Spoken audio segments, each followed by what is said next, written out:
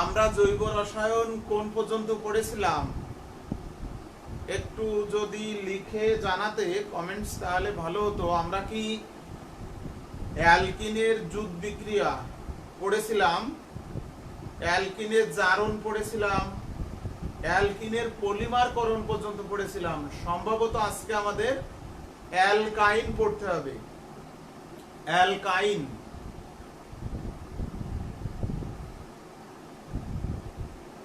Ronita alkyne শেষ হয়ে গিয়েছিল? একটু বলো, অ্যালকিন কি শেষ হয়ে গিয়েছিল?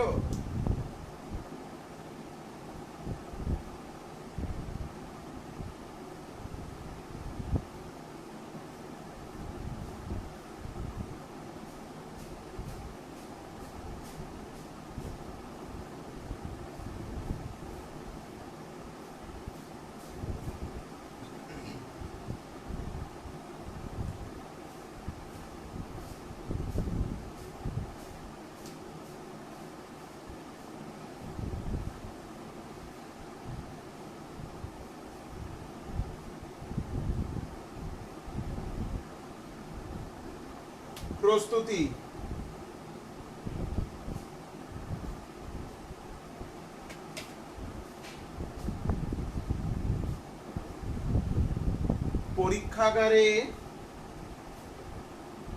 পরীক্ষাগারে অ্যালকাইনের প্রস্তুতি দেখবো। আমরা ন্যূনতম দুটো করে প্রস্তুতি সবসময় পড়ি।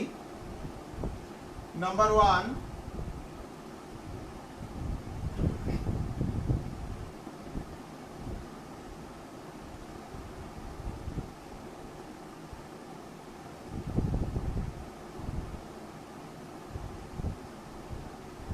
ক্যালসিয়াম কার্বাইডকে পানির সাথে উত্তপ্ত করলে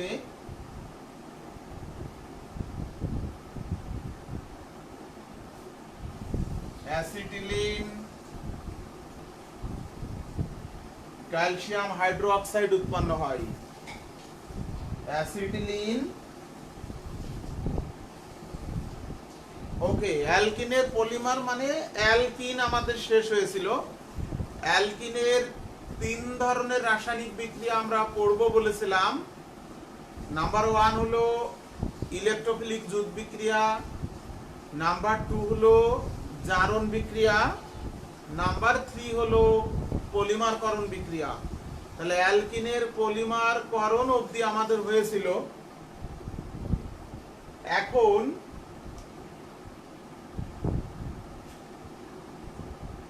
আমরা তাহলে অ্যালকাইন সম্পর্কে পড়ব। অ্যালকাইন, আমি বারবার বলেছি, অ্যালকিনের ধর্ম ভালো করে বুঝলে অ্যালকাইন তারপরে বেনজিন একই ধরনের ধর্ম। কিন্তু অ্যালকিনেও পাই বন্ধন আছে, অ্যালকাইনেও কিন্তু পাই বন্ধন আছে, দুটো পাই বন্ধন আছে। তাহলে ইলেকট্রোফিলিক যুত বিক্রিয়া কিন্তু অ্যালকাইনও দেবে, জারণ বিক্রিয়া অ্যালকাইনও প্রদর্শন করবে, পলিমারকরণ অ্যালকাইনও প্রদর্শন করবে। অ্যালকিন যে যে রাসায়নিক ধর্ম প্রদর্শন করেছিল, অ্যালকাইনও কিন্তু সেই রাসায়নিক ধর্ম প্রদর্শন করবে।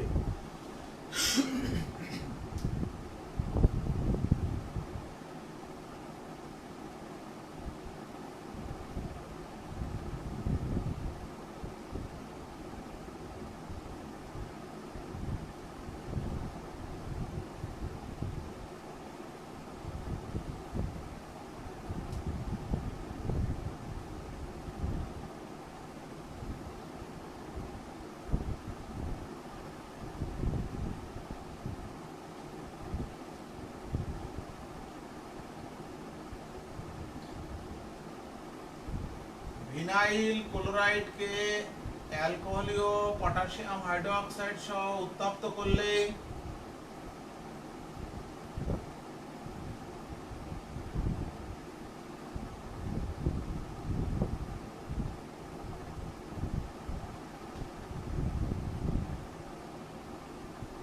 অ্যাসিটিলিন বা অ্যালকাইন উৎপন্ন হয়।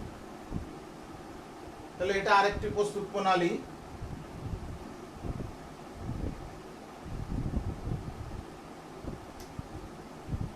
নম্বর বলেছিলাম যে ন্যূনতম দুটি প্রস্তুত প্রণালী আমরা দেখব। তো অলরেডি কিন্তু দুটি হয়ে গেছে, এই দুটি মনে রাখলেই হবে, আর দরকার নেই। তাহলে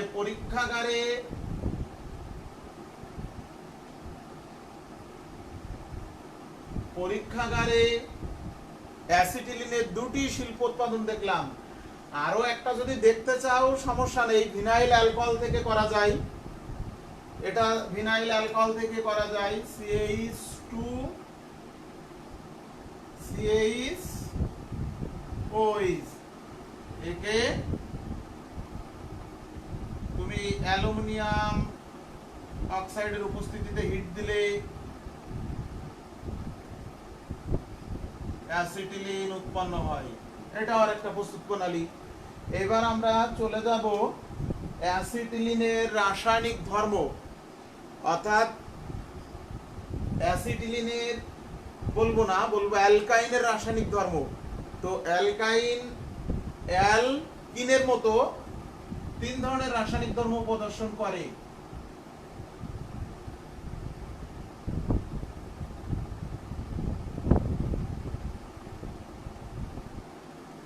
নাম্বার 1,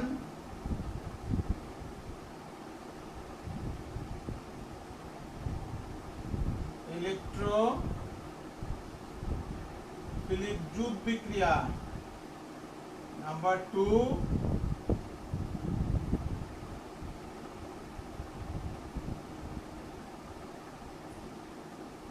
জারণ বিক্রিয়া। নাম্বার 3,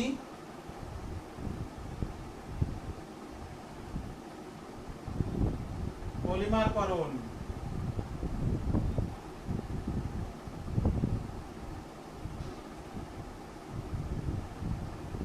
নাম্বার 4,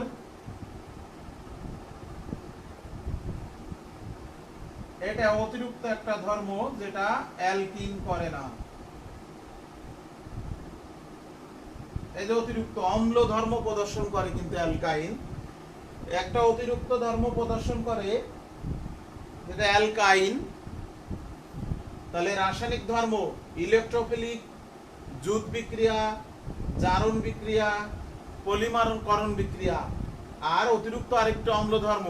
তাহলে আমরা দেখি ইলেকট্রোফিলিক জুট বিক্রিয়া, জারণ, পলিমারকরণ, সিরিয়ালি আমরা রাসায়নিক ধর্মগুলো আলোচনা করব। সেই অ্যালকিনের মতো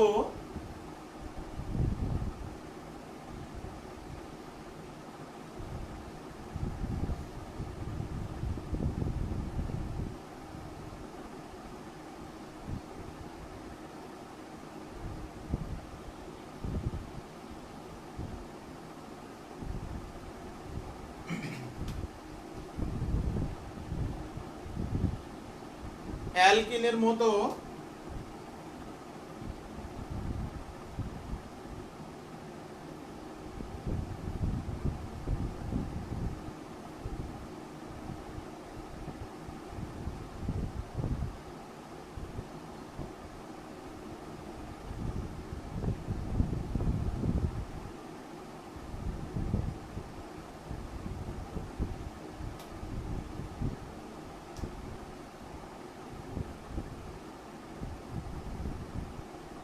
সেম অ্যালকিনের মতো রাসায়নিক ধর্ম, অর্থাৎ ইলেকট্রোফিলিক জুট বিক্রিয়া।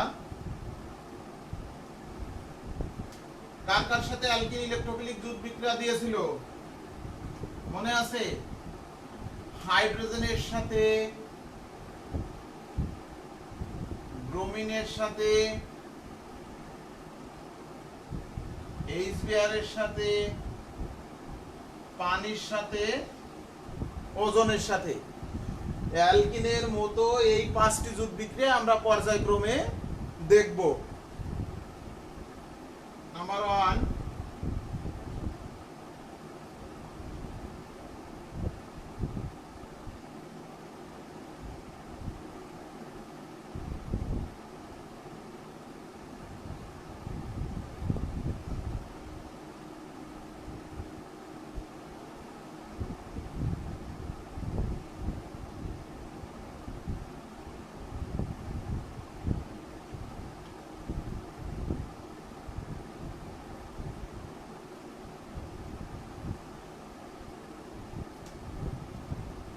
নাম্বার 2,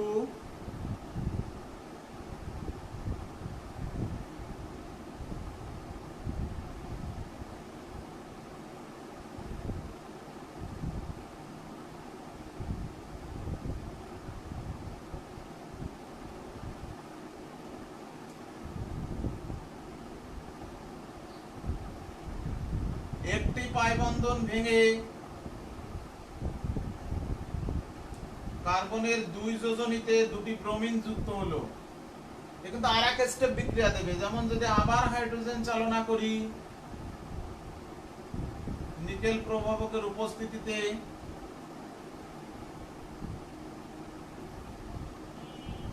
অ্যালকেনে পরিণত হয়, অ্যালকেনে পরিণত হয়।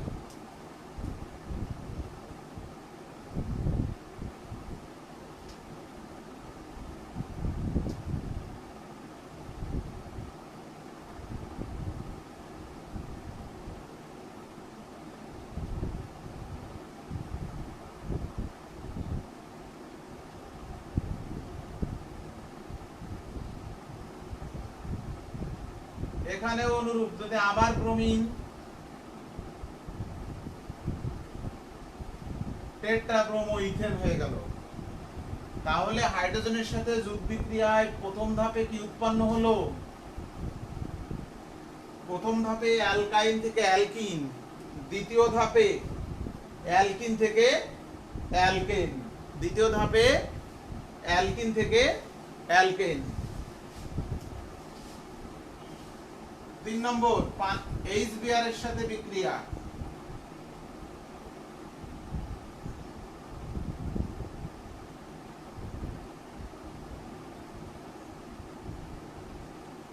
পাই বন্ধন ভেঙে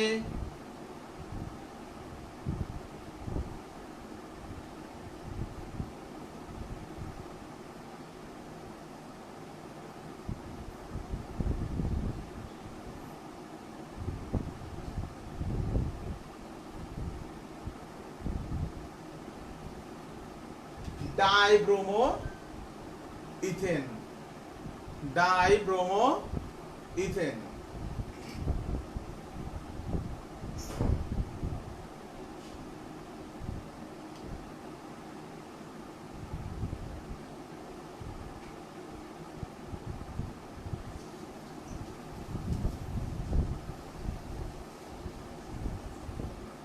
ঠিক হলো তো? হ্যাঁ, প্রথমে পাই বন্ধন ভেঙে বাম পাশের কার্বনে হাইড্রোজেন, ডান পাশের কার্বনে ব্রোমিন, তাহলে এটা কিন্তু একটা অপ্রতিসম অ্যালকিন হয়ে গেল। এখানে মার্কনিকভের সূত্র ফলো করবে। দ্বিবন্ধন যুক্ত এই কার্বনে একটি হাইড্রোজেন আর দ্বিবন্ধন যুক্ত এই কার্বনে দুটি হাইড্রোজেন। নিয়ম হলো তেলো মাথায় তেল দেওয়া আমরা বলতাম।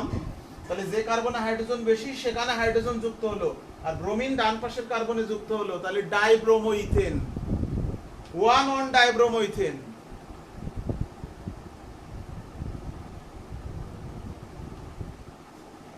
দেখো আজকে কিন্তু লাইভে তোমরা 50% নেই, অন্য দিন কিন্তু 40-এর উপরে। আজকে কিন্তু 25, 26, ঈদ মুবারক এখনো শেষ হয়নি। রাত্রে 8টায় পরীক্ষা। এই 8টার পরীক্ষায় অনুপস্থিত থাকলে কিন্তু তার খবর আছে। দেখবা যে গ্রুপ থেকে কতগুলোকে ডিলিট করেছি। গ্রুপের সদস্য কত ছিল আগে? 160, এখন দেখো 153, 7 জনকে ডিলিট করেছি। তাহলে এই পরীক্ষা না দিলে, প্রেজেন্ট না দিলে কিন্তু ডিলিট করে দেবো। শুধু শুধু গ্রুপে থেকে লাভ নেই। বারবার বলা লাগে কেন তোমাদের? এখন করো না, পরে করবো ক্লাস, এই যে একটা টেন্ডেন্সি, এটা ঠিক না। পরে কি আমার কাছে আর কোশ্চেন করা যায়? এখন তো কোশ্চেন করা যায়, কমেন্টস লিখে জানানো যায়, স্যার এটা বুঝলাম না, এটার সমস্যা কি। পানির সাথে বিক্রিয়া,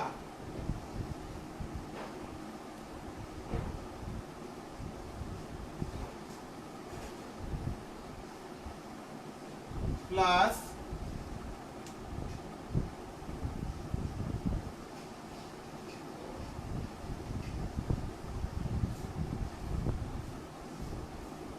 এসএসসিতে এটা পড়েছো 2% H2SO 2% HgSO4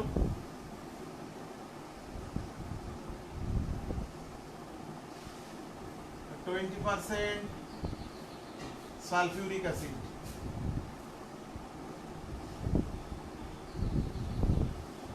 তখন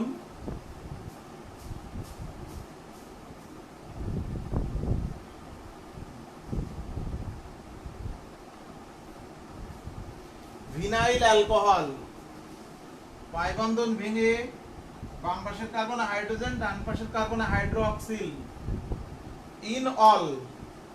এই ইন অল আবার পুনর্বিন্যাসিত হয়, আমরা জানি এই ইন অল পুনর্বিন্যাসিত হয় কিভাবে। এই হাইড্রোজেনটা এখানে শিফটিং হয়, পুনর্বিন্যাসিত হয়ে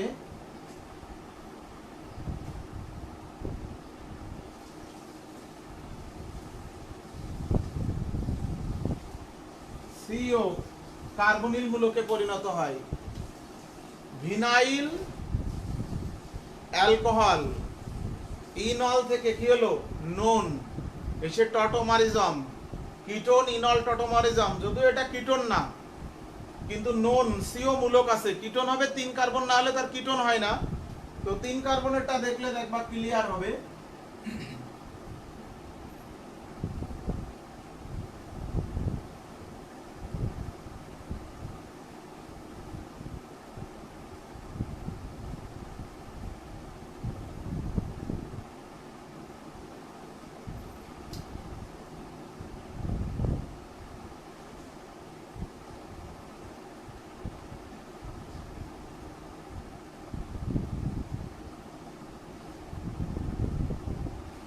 এই যে ইনল, এটা পুনর্বিন্যাস।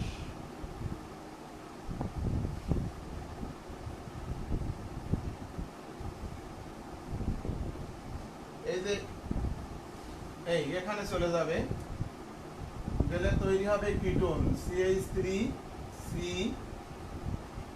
CH3 double bond.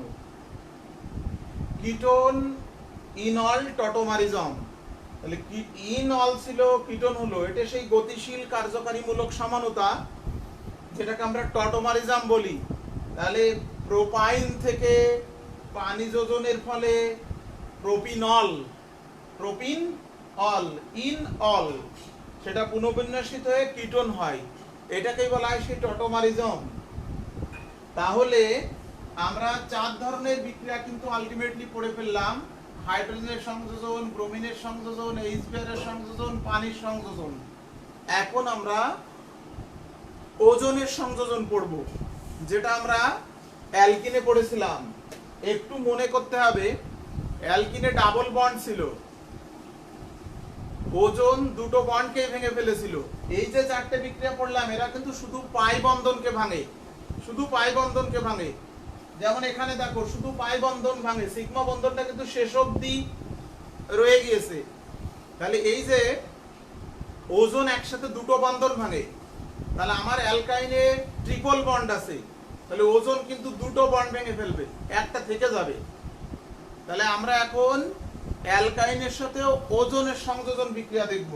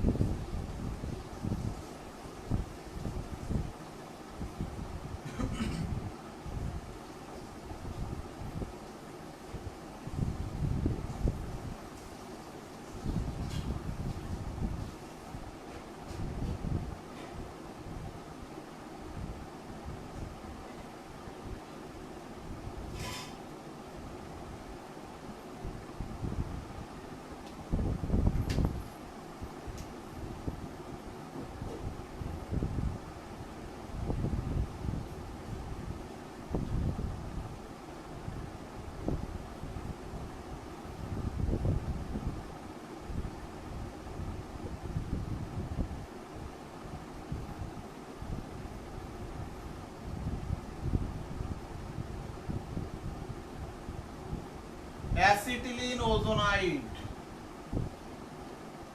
কি উৎপন্ন হলো? অ্যাসিটিলিন ওজোনাইড।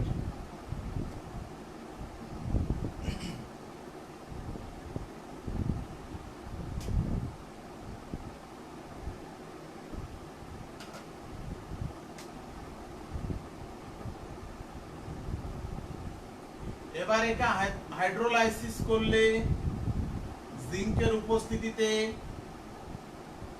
এই অক্সিজেনটা এখান থেকে বেরিয়ে যাবে, এই বন্ড ভাঙবে। দেখো মাঝে একটা সিগমা বন্ড আছে, এটা কিন্তু ভাঙবে না। আমরা যখন অ্যালকাইনের ক্ষেত্রে আমরা যখন অ্যালকিনের ক্ষেত্রে করেছিলাম এই বন্ডটা ছিল না, অ্যালকিনের ক্ষেত্রে এরকম হয়েছিল। দেখো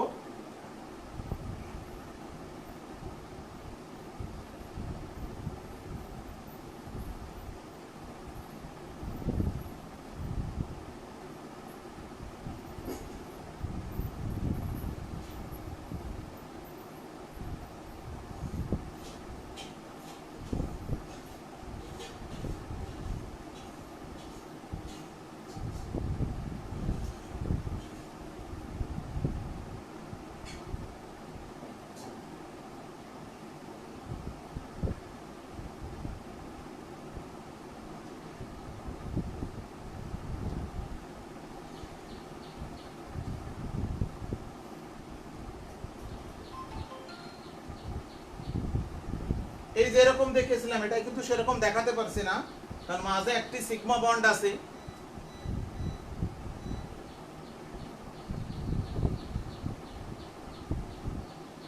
তাহলে এই অক্সিজেনটা বেরিয়ে গেলে যে যৌগটি তৈরি হচ্ছে সেটা হলো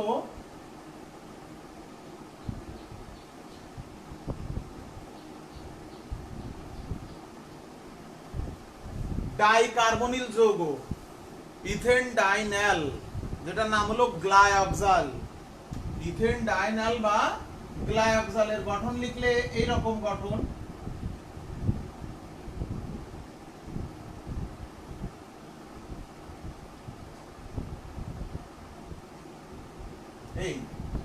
এই পাশে CHO অ্যালডিহাইড, এই পাশে একটা অ্যালডিহাইড, ডাইনাল, ইথেন ডাইনাল যৌগ, বা দুটো CO মূলক আছে, ডাই কার্বনিল যৌগ।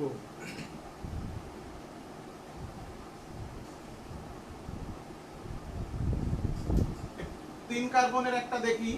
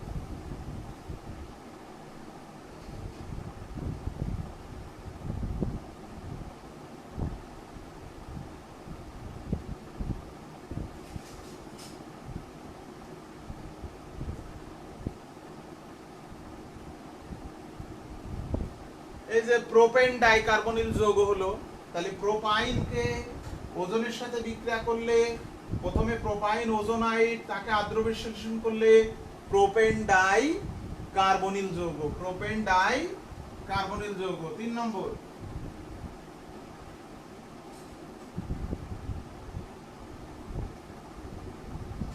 চার কার্বনের একটা দেখাই।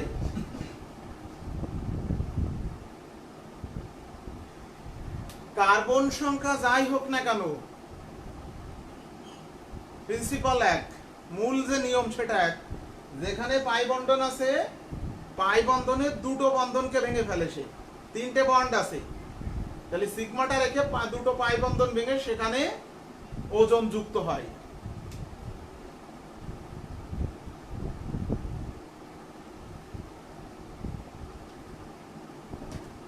ওজনের কাজ হলো দুটো বন্ড ভেঙে ফেলা, তাহলে এখানে 3টে বন্ড আছে। এই যে দুটো বন্ড ভেঙে ফেলছে, সিগমা বন্ডটা থেকে যাচ্ছে সব সময়, এই যে সিগমা বন্ডটা রয়ে গেছে, সিগমা বন্ডটা রয়ে গেছে। হাইড্রোলাইসিস করলে এখান থেকে অক্সিজেন বেরিয়ে জিঙ্ক অক্সাইড, আর দুটো কার্বনে দুটো অক্সিজেন থেকে গেল, তাহলে ডাইকার্বনিল যৌগ।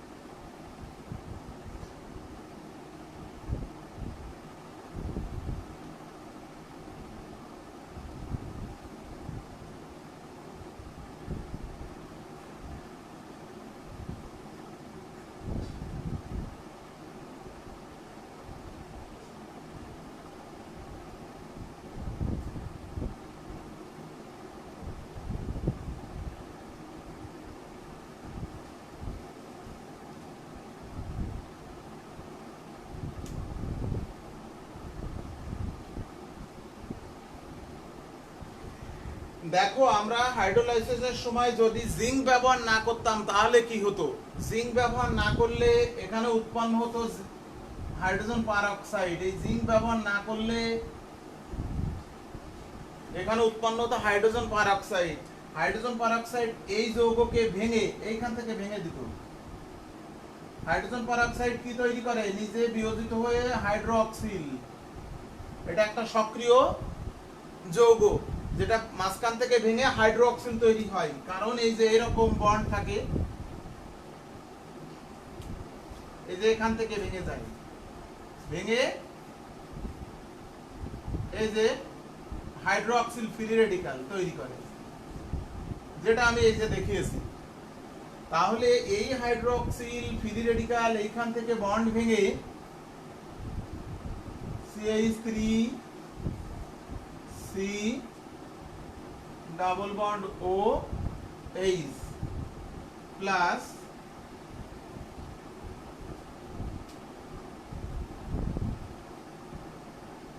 CH3 C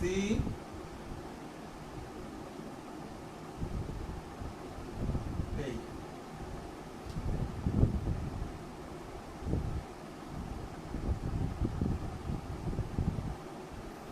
দুই অণু কার্বক্সিলিক অ্যাসিড তৈরি হলো, দুই অণু ইথানোয়িক অ্যাসিড তৈরি হলো। যদি জিঙ্ক ব্যবহার করি তাহলে বিক্রিয়াটি এখানে থামবে, আর জিঙ্ক ব্যবহার না করলে এই রিঅ্যাকশন গুলো হবে। যদি আমি জিঙ্ক ব্যবহার করি তাহলে এটা তৈরি হবে না,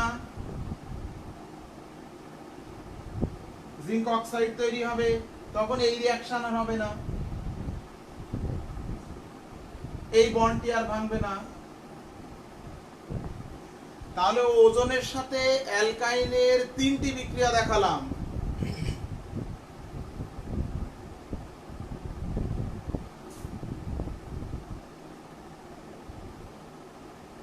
আমরা এখন জারণ বিক্রিয়া দেখব। অ্যালকাইনের জারণ, ইলেকট্রোফিলিক যুগ বিক্রিয়া শেষ,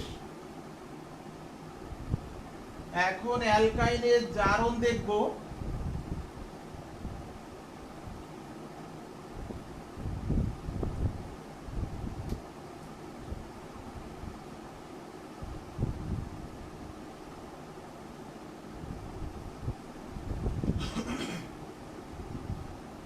CH3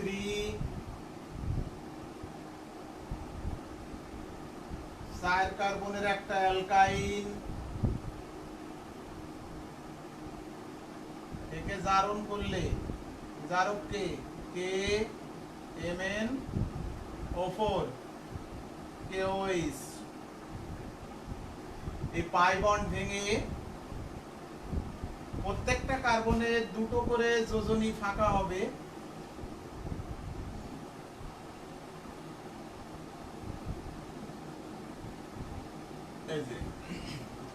এইখান থেকে পাই বন্ড ভেঙে এখানে দুটো অক্সিজেন যুক্ত হলো, এখানে দুটো অক্সিজেন যুক্ত হলো, তাহলে কি হলো? বিউটেন ডাইওন যৌগ। বিউটেন ডাইওন মানে ডাইকার্বনিল যৌগ। প্রথম ধাপ। যদি আমরা নিয়ন্ত্রিত জারণ করি, ভালো করে বোঝো, যদি আমি পটাশিয়াম পারম্যাঙ্গানেট এবং ক্ষারের দ্রবণ কম যোগ করি, নিয়ন্ত্রিত জারণ, তাহলে বিক্রিয়া এই পর্যন্ত শেষ। যদি আমরা অতিরিক্ত পরিমাণ জারক যোগ করি, তার মানে অনিয়ন্ত্রিত জারণ যদি ঘটাই, তাহলে পরবর্তীতে ওই জারকের জাইমান অক্সিজেন আর পানি মিলে হাইড্রোক্সিল তৈরি করবে। জাইমান অক্সিজেন আর পানি মিলে কি হয়?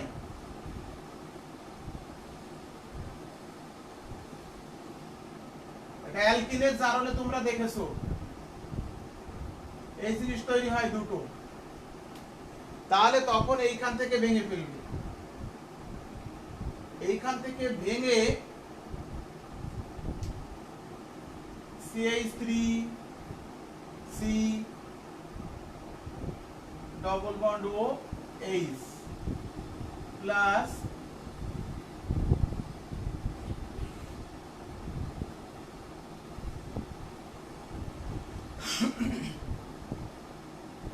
ইথানোয়িক অ্যাসিড, দুই অণু ইথানোয়িক অ্যাসিড তৈরি হলো। এক মিনিট, ভোলা দেখা যাচ্ছে মনে হচ্ছে।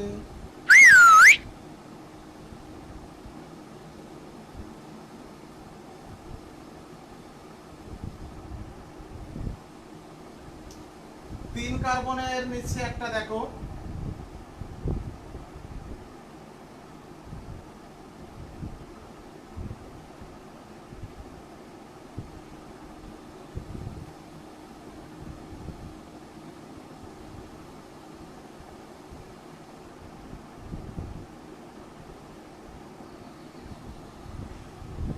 তুমি বলতে পারো স্যার দ্বিতীয়বার জারণের ক্ষেত্রে জাইমান অক্সিজেন আর পানি কেন?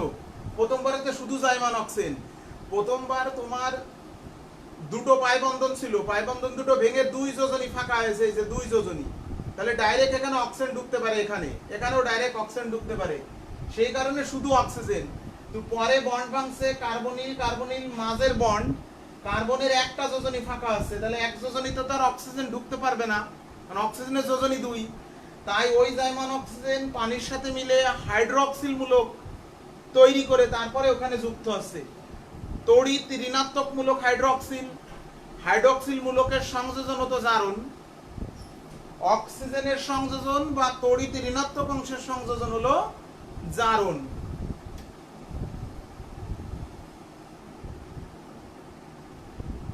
প্রথম ধাপে পাইবন্ধন ভেঙে এই যে যেহেতু এই দুটো পাইবন্ধন ভেঙে কার্বনের দুটো যোজনী ফাঁকা আছে, তাহলে শুধু জাইমান অক্সিজেনই লাগবে, পানির সাহায্য এখানে দরকার নেই। পানি ওই সিস্টেমে তো আছে, কারণ আমরা দেখিয়েছিলাম অ্যালকিন পড়ার সময়, এই যে KMnO4 KOH এর সাথে বিক্রিয়া করে K2MnO4 জাইমান অক্সিজেন আর পানি তৈরি করে। তাহলে এই যে জারক সিস্টেমে এই যে এটা তো থাকেই সব সময়, যখন যেটা প্রয়োজন সেটা সেখানে অ্যাক্টিভলি কাজ করে। প্রথম ধাপে শুধু অক্সিজেনের দরকার, জাইমান অক্সিজেন যুক্ত হয়। দ্বিতীয় ধাপে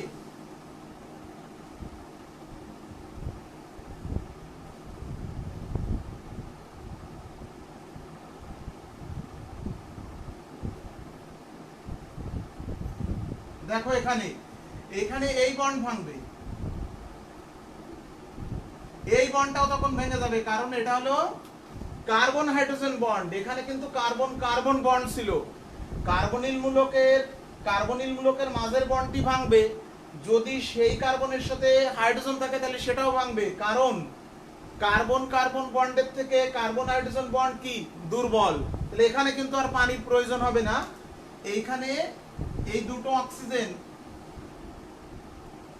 কি করবে দেখো, CH3 C ডবল বন্ড, এই অক্সিজেন এই হাইড্রোজেনের সাথে মিলে হাইড্রোক্সিল, আর আরেকটা অক্সিজেন এই COর সাথে মিলে কার্বন ডাইঅক্সাইড, কার্বন ডাইঅক্সাইডে পরিণত হলো। তাহলে জারণ প্রক্রিয়ায় কি ঘটছে? প্রথম ধাপে ডাইকার্বনিল যৌগ উৎপন্ন হচ্ছে, দ্বিতীয় ধাপে ডাইকার্বনিলের কার্বন কার্বন মাঝখানের বন্ড, ডাইকার্বনিলের মাঝের বন্ডটা ভাঙবে। এই বন্ডটা কেন ভাঙবে, এটা কেন ভাঙে না? কারণ কি? কারণ এখানে এই কার্বনও আংশিক পজিটিভ, এই কার্বনও আংশিক পজিটিভ, এই বন্ডটা সহজে ভাঙে আর কি। কার্বনিল মূলকের দুটো কার্বনই পজিটিভ, সেই পজিটিভ কার্বনের সাথে হাইড্রোজেন থাকলে ভাঙবে, কিন্তু পজিটিভ কার্বনের সাথে মিথাইল থাকলে ভাঙবে না, কার্বন থাকলে ভাঙবে না।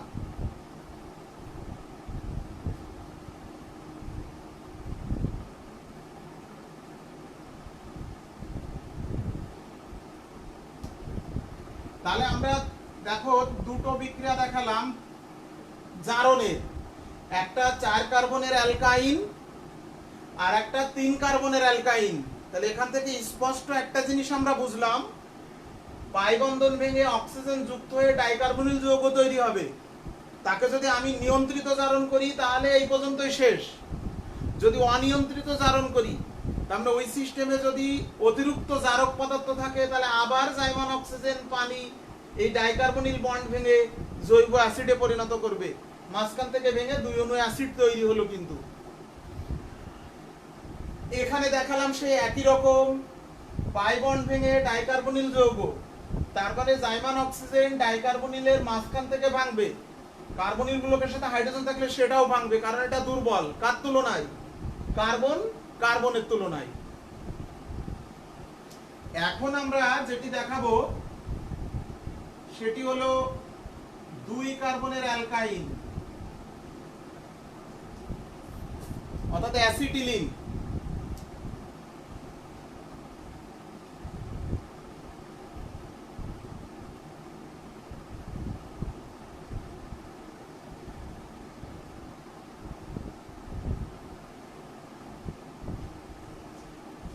এখানে কিন্তু কার্বন হাইড্রোজেন বন্ড দুই পাশেই, তাহলে এই বন্ডও ভাঙবে, এখানে এই বন্ডও ভাঙবে, তাহলে এই পাই বন্ডও ভাঙবে। একসাথে 4 মোল জাইমান অক্সিজেন যুক্ত হবে, এই কার্বন হাইড্রোজেন বন্ড ভেঙে এখানে যুক্ত হবে, পাই বন্ড ভেঙে এখানে যুক্ত হবে, কি তৈরি হলো? Oxalic acid. গুরুত্বপূর্ণ বিক্রিয়া, মনে রাখবে কিন্তু যে অ্যালকাইন হলে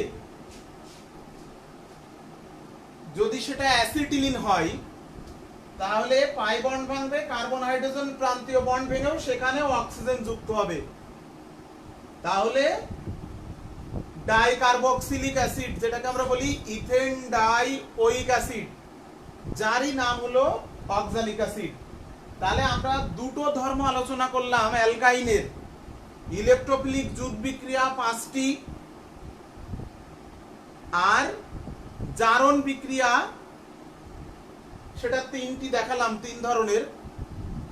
ইলেকট্রোফিলিক জুট বিক্রিয়া দেখিয়েছি হাইড্রোজেনের সাথে, ব্রোমিনের সাথে, এইচবিআর এর সাথে, পানির সাথে, আর ওজনের সাথে কিন্তু 3টে বিক্রিয়া দেখিয়েছি।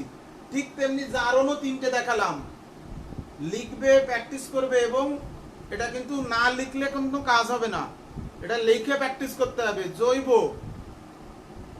45 মিনিটে কিন্তু অনেকটা পড়া হয়, যেটা তোমার পড়তে প্র্যাকটিস করতে কিন্তু সেটা একদিন বা দুদিনই লাগে। সে কারণে দেখা যাচ্ছে যে জৈব ছাড়া অন্য টপিকস আলোচনার ক্ষেত্রে কখনো কখনো 1 ঘন্টাও লেগে যেতে পারে। ওই 1 ঘন্টায় যে পড়ানো হয় জৈব রসায়ন আধা ঘন্টা থেকে 45 মিনিটে কিন্তু সেই পড়ানো হয়। জৈব রসায়নের ক্লাসগুলোর দৈর্ঘ্য কম হবে কিন্তু এর মধ্যেই বেশি পড়ানো হবে কিন্তু। সেই কারণে তোমরা বারবার কিন্তু এটা প্র্যাকটিস করবে, বাসায় লিখে লিখে প্র্যাকটিস করবে। এটা কিন্তু আমি বারবার বলছি, মানে অনুরোধ করছি যে লিখে লিখে প্র্যাকটিস করবা, বিক্রিয়া না লিখলে কিন্তু মনে থাকবে না।